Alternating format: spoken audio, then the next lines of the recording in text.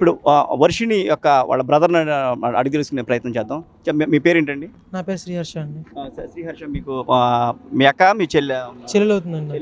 అంటే మీరే పెద్ద అనమాట? నేనే పెద్దండి. మీరేం చేస్తున్నారు? నేను ప్రస్తుతం ప్రైవేట్ గ్యాస్ కంపెనీలో జాబ్ చేస్తున్నాను. మాల్ పని చేస్తున్నాను దాంట్లో. అయితే తను మా చెల్లి ఒకసారి ఏం జరిగిందంటే టోల్గేట్ దగ్గర కార్ ఆగిపోయిందండి. కార్ ఆగిపోయి రిపేర్ వస్తే మా అన్నయ్య ఇలా వెళ్ళమన్నాడు. మా అన్నయ్యకి పరిచయం అనమాట తను అంతకంటే ముందే. అయితే మా అన్నయ్య వెళ్ళి తన కార్ ఆగిపోయింది తను చూడండి అంటేను, తన కార్ రిపేర్ అవ్వదంటేను తను తీసుకుని మరి ఆడికి వెళ్తారంటేను ఇంటికి తీసుకెళ్ళమన్నాడు. ఇంటికి తీసుకెళ్ళి 2 రోజులు ఉంచాం. 2 రోజులు ఉంచిన తర్వాత తను వెళ్ళిపోయింది. వెళ్ళిపోయినాక మళ్ళా ఒక 10-15 రోజులు ఆగి మళ్ళా వచ్చి ఈసారి మళ్ళీ కార్ రిపేర్ వచ్చింది, విజయవాడలో చేపిస్తున్నానని చెప్పి విజయవాడలో కార్ షోరూమ్కి ఇచ్చింది. షోరూమ్కి ఇచ్చినాక కారు 2 రోజుల్లో రిపేర్ అయిపోయింది. 2 రోజులు రిపేర్ అయిపోయినా కానీ ఎందుకు వెళ్ళలేదో తెలియదు. వెళ్ళకుండా మీరు ఇచ్చే ఆతిథ్యం నాకు బాగా నచ్చింది, నేను ఇక్కడ ఉంటాను, కొన్ని రోజులు ఉండి వెళ్ళిపోతాను, కార్కి స్టిక్కరింగ్ అవి చేపిస్తున్నాను, ఆ స్టిక్కరింగ్ కూడా చేపించుకుని వెళ్ళిపోతాను నేను ఇక్కడే అని చెప్పని మా ఇంట్లోనే ఉంది. ఉన్న ప్రతిరోజు బీరు, సిగరెట్స్, బిర్యానీ ఇవి. ఫస్ట్ ఉన్న 2 రోజులు బాగానే ఉన్నారా లేకపోతే ఫస్ట్ ఉన్న 2 రోజులు మాత్రం బాగానే ఉన్నారండి. అప్పుడు తర్వాత మళ్ళీ రెండోసారి వచ్చినప్పటి నుంచే మాకు తేడా జరిగింది. అలా క్రమంగా ఉంటున్న రోజుల్లో ఒక రోజు ఏం జరిగిందంటే డోర్లు మొత్తం క్లోజ్ చేసి నేను అన్నాను, మీరు తిరిగి ఆడవాళ్ళు కదా, మీకు తోడుగా మా అమ్మని పెడతాను, పెద్ద ఆవిడ కాబట్టి. మీకు అప్పటిదాకా మీ సిస్టర్ ఉండేవాడు? అంతా ఉండి సిస్టర్ గానే ఎవరు ఉండేవాళ్ళు కదండి, ఒకటే ఉండేది. అయితే మా అమ్మని పెడతాను, మీకు పెద్ద ఆవిడ కాబట్టి మీకు తోడుగా ఉండిద్ది, మీకు ఏమైనా కావాలంటే చేసి పెట్టిద్ది అని చెప్పని అన్నా. లేదు నాకు మీ అమ్మ వద్దు, నాకు మీ చెల్లి కావాలి, మీ చెల్లి అయితే బాగా చురుగ్గా చేసిద్దని చెప్పి మా చెల్లిని పక్కన పెట్టించుకుని ఒక రోజు ఏం జరిగిందంటే రూమ్లో పెట్టుకుని తలుపు వేసుకుని ఉన్నారు.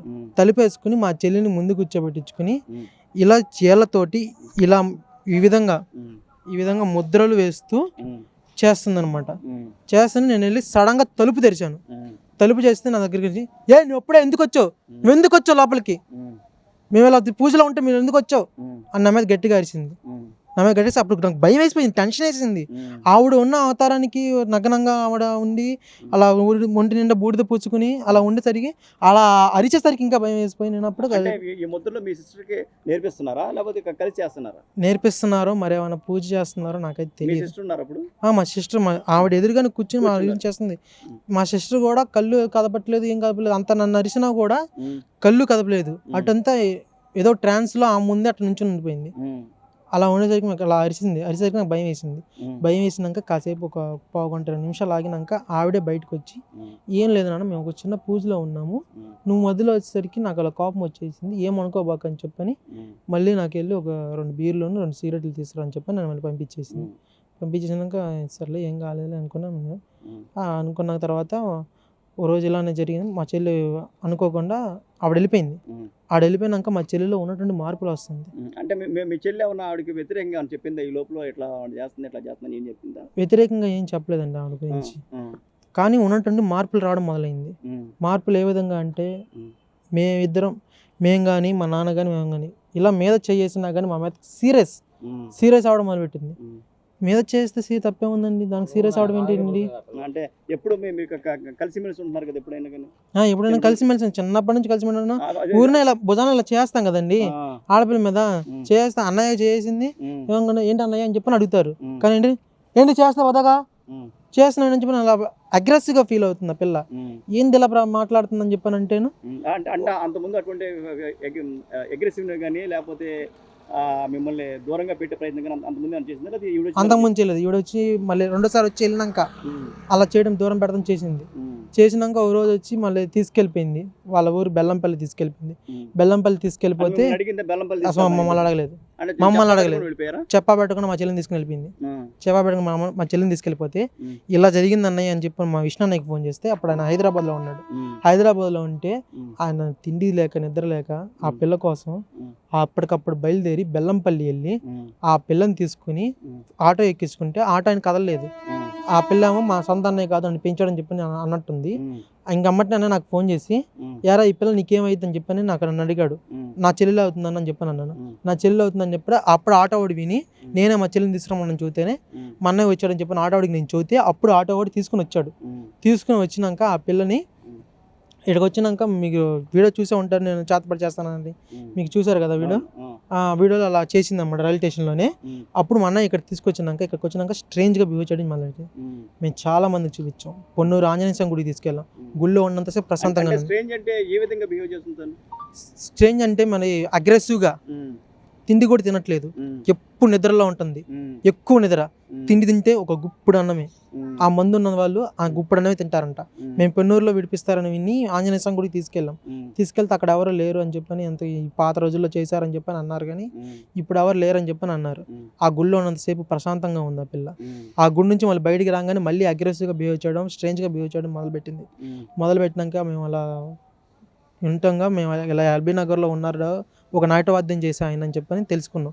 ఆయన దగ్గరికి వెళ్తే ఆయన కడుపులో మందు ఉంది, ఆ పిల్లకి తలలో లేదు, తలలో ఉంటే మతిమరుపు ఉండిద్ది, ఆ పిల్లకి అన్ని జ్ఞాపకం ఉన్నాయి, ఆ పిల్లకి కడుపులోనే ఉందని చెప్పి ఆయన జస్ట్ ఫోటో చూసి చెప్పారు.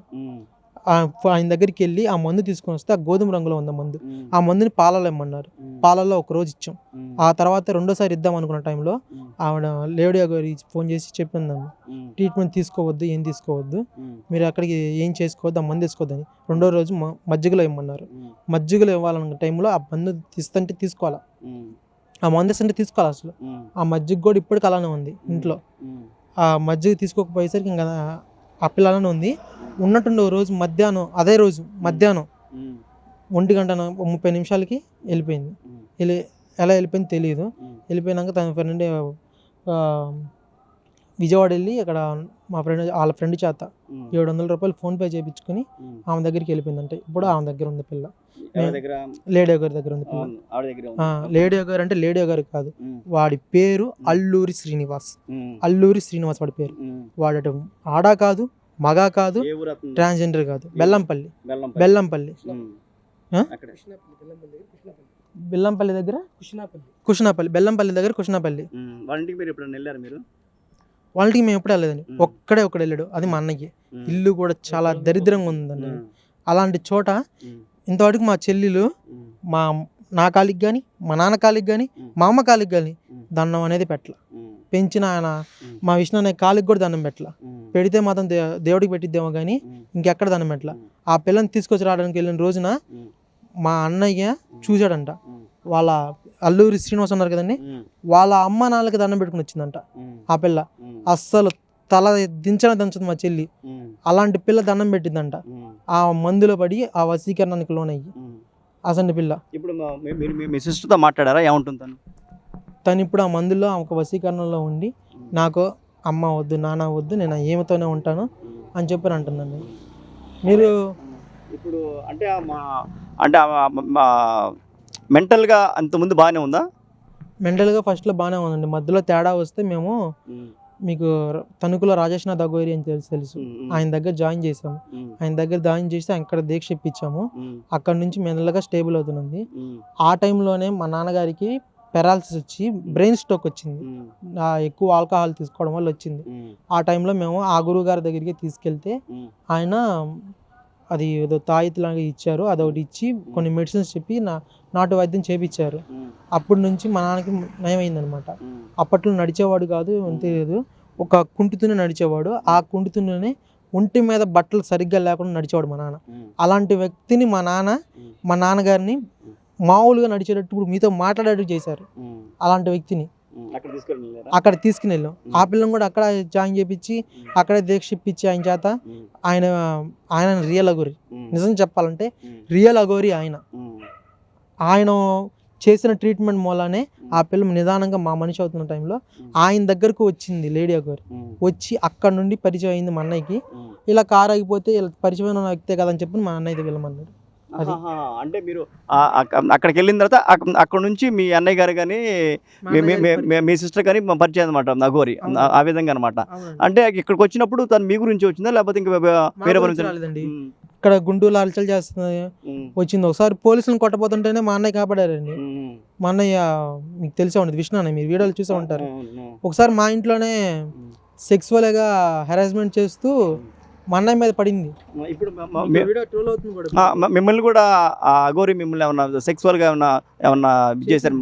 సెక్సువల్గా హెరాస్మెంట్ చేసింది. నీ బొగ్గలు బాగానే అంటూ పగ్గా ముద్దులు పెడుతూ బొగ్గలు కొరుకుతూ నా చేత కాండమ్స్ తీసుకురా అని చెప్పడం, కాండమ్స్ ఏంటమ్మా నేను అలాంటి వాడిని కాదమ్మా, మీరు కొంచెం దైవ సమానులు మాకు, మేము అలాంటి ఏం చేయం తీసుకురామని చెప్పని మేము అన్నాం.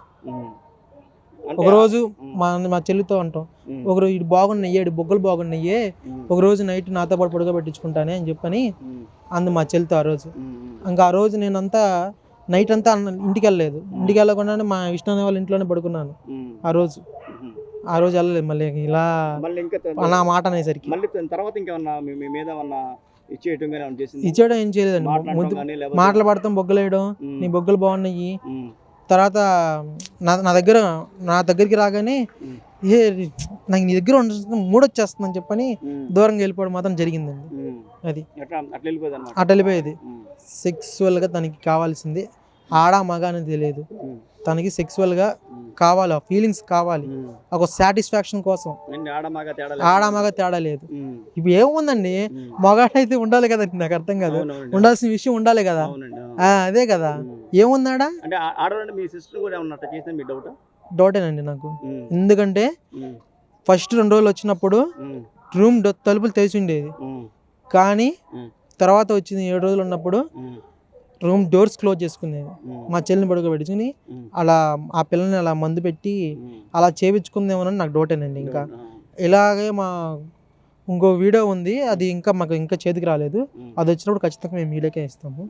ఇప్పటికీ నేను దాని గురించి మాట్లాడాలని దలుచుకోలేదు. అంతే. స్టేషన్కి వెళ్ళారు ఈరోజు, ఏమన్నారు పోలీసులు అయితే మేము అఘోరి మీద అసలు కేసు తీసుకోలేము, ఆ పిల్లేమో మేజర్ అని చెబుతుంది, మీకేమో మీ దగ్గర ఏమో మానసికంగా ఉందని చెబుతున్నారు, మీ దగ్గర సర్టిఫికేట్ లేదని చెప్పి అంటున్నారు. మేము నార్మల్ డాక్టర్ దగ్గరికి వెళ్ళలేదు, నాటు వైద్యం అయితే చేయించాము, ఇలా ఎల్బీ నగర్లో ఇలా మానసికంగానే నాటు వైద్యం చేయించాము. నాటు వైద్యానికి ఎటువంటి సర్టిఫికేట్ ఉండదు. సో దానివల్ల మాకు ఇలా ఇప్పుడు ఇబ్బంది అయ్యింది. మేము దయచేసి పోలీసులకు కానీ ఎవరికైనా సరే ప్రేక్షకులకు కానీ అడిగింది ఏంటి, ఒక్కసారి మా అమ్మాయిని మంగళగిరి తీసుకొచ్చి మాకు చెబితే మేము గుంటూరులో ఆ రోజు పారిపోయే రోజు మానస హాస్పిటల్లో అపాయింట్మెంట్ తీసుకున్నాము, 6:30 సాయంత్రం 6:30కి అపాయింట్మెంట్ తీసుకున్నాము. మళ్ళీ ఇంకోసారి మా అమ్మాయిని తీసుకెళ్తాము. అప్పుడు డాక్టర్ గారు ఏమైనా ప్రాబ్లం ఉందా లేదా ఆయనే చెబుతారు కదా, దాన్ని బట్టి ఇంకా ప్రాబ్లం లేదనుకుంటా ఇంకా ఆ పిల్ల ఇష్ట ప్రకారం వెళ్తుందని చెప్పని మేము వదిలేసుకుంటాం. అంతేనండి.